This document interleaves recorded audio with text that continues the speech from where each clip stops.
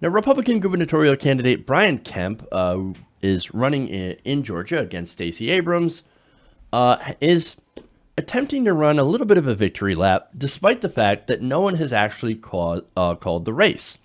Now, he's doing so by resigning from his position as Georgia's Secretary of State. Now, why is that? Now, let me get into an article here first and give you some context. Kemp resigned as Georgia's Secretary of State a day after his campaign said he captured enough votes to become Georgia's governor. Now, Stacey Abrams is not conceding. She says, oh, hell no, I'm going to stay in and I'm going to fight. Now, the announcement came ahead of a scheduled hearing on Thursday for a lawsuit in which 5 Georgia voters had asked Kemp be barred from exercising his duties as the state chief's election officer in any future management of his own election tally. Now, in an interview with WSB Radio, Kemp said he and his campaign are declaring victory because it's just not possible for Abrams to pick up enough votes to force a December 4th runoff. Now, is that the truth? Not according to Abrams' campaign.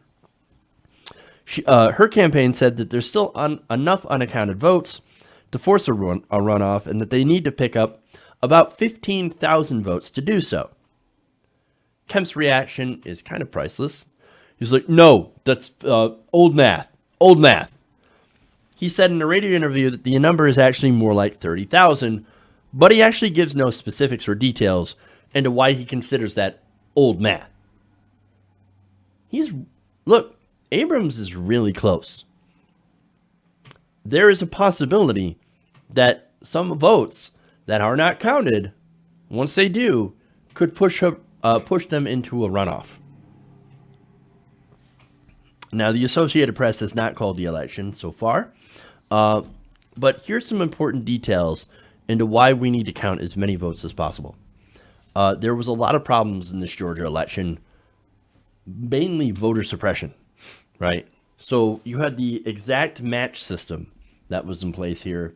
Now that system ran by Brian Kemp, by the way, who was in charge of that, held tens of thousands of ballots, suspended them because they didn't exactly match the names in the voter database, right?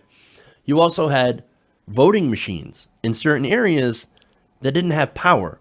These certain areas were African American areas, right? Places where there are a lot of minority voters. Isn't it funny how they delivered voting machines with no power cords to those certain areas? Or places where they didn't have enough voter cards? Weird how that worked out. Or maybe not. You also had Kemp. The entire idea that Kemp should have been allowed to keep his job managing the elections while he is running for election is insanity. He was able to do this while running for governor. You shouldn't be able to, and some states don't allow you to do that. They make you resign your office. Apparently, Georgia has no such rule, and they should, because there is definite voter suppression and maybe even electoral fraud. I don't know. But here's the thing. The reason that I say that he's doing a victory lap, because he's resigning now instead of earlier, he already thinks, well, I stole it already. I won. I made sure to suppress the vote enough that I pulled out ahead, even though nobody's ever called the race yet. Now, Abrams, she is not conceding. She hasn't conceded. She says she's going to stay to the very last ballot is counted. Because what it looks like right now is it's very, very close. Very close indeed. I mean, for example, there's a lot of provisional ballots that have yet to be counted from places where Abrams did very, very well. Now, not every vote is going to go to Abrams, but in areas where she does very well, why would those ballots not be for her? It is very possible that those could put her over the top. Possible. So that's why Abrams is staying in, of course. She's fighting to make sure that the Republicans Do not steal this election. Hey guys, hopefully you enjoyed that free video. Now I'm going to have to ask you a favor. Between the demonetization and the YouTube algorithm messing around with view counts, etc., we're having a hard time adjusting to the new YouTube reality, which is where you guys come in. See, we have a Patreon, patreon.com/TYTNation, set up to help us rely on you guys, the viewers, instead of big corporate ads.